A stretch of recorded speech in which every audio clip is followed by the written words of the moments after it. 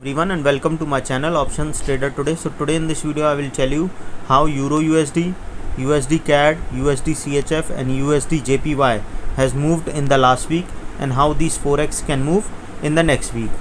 See, if you look at the chart of Euro USD, what we have seen, there is a continuous fall. Okay, if we look at the chart, what we can see, there is continuous fall since after making a high at around 2007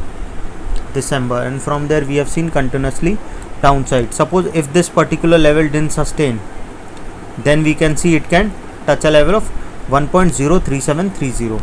okay, and suppose if the price goes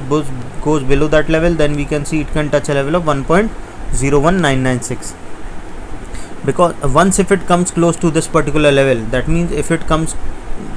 below a level of 1.04597, because this is the next resistance support. So, and if it didn't sustain that level also, then we can see it can touch a level of 1.03441. okay, and if it goes below that level, then we can see it can touch a level of 1.01707. okay, and this is the level which we have not seen since 2002. So we can see it can fall further downside and can touch a level of 0.099394, and from there we can see a level of 0.96504,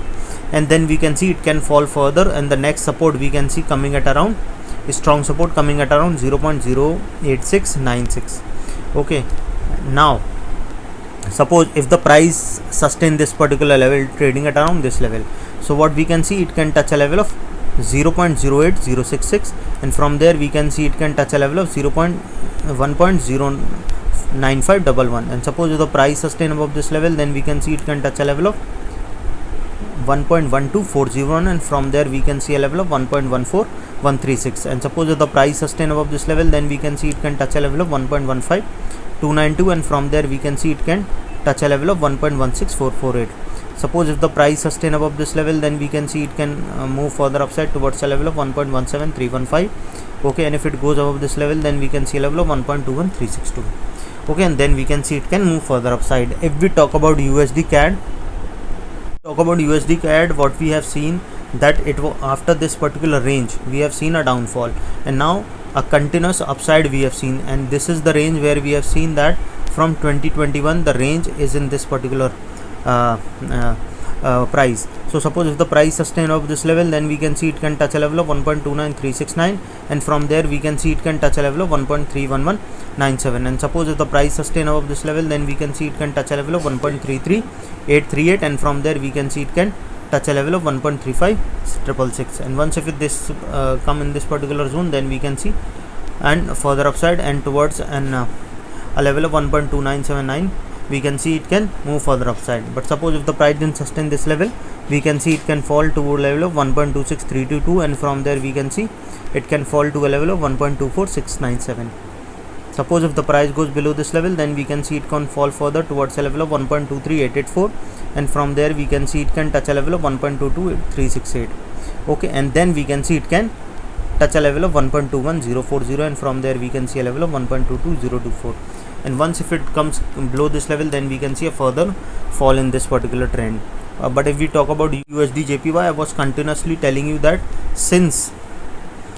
this particular around 2003 we have not seen a range has come at this level. okay, now what we have seen that this is the range which has break upside, and once if it goes above a level of 135 also, then also we can see a further upside in this particular USD JPY, because we have seen a continuous rise. okay,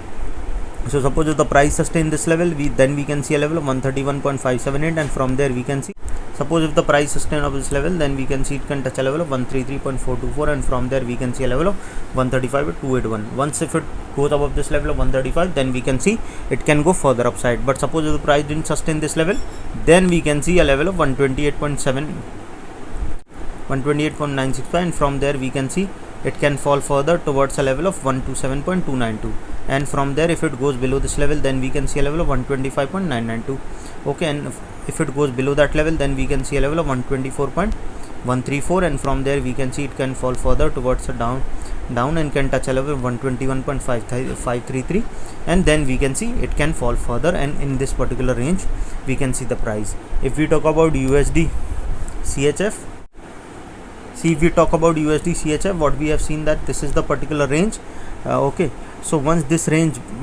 that means if it sustain this level, then we can see it can touch a level of 0.99798, and from there we can see a level of 1.02323. Suppose if the price, and this level is already being tested here, so probability will be high. We can see it can touch a level of 1.033, and if it goes above this level, then we can see 0.6363, and then we can see it can touch a level of 1.17727, because a range from 2011 has not been touched, and then we can see it can move further upside.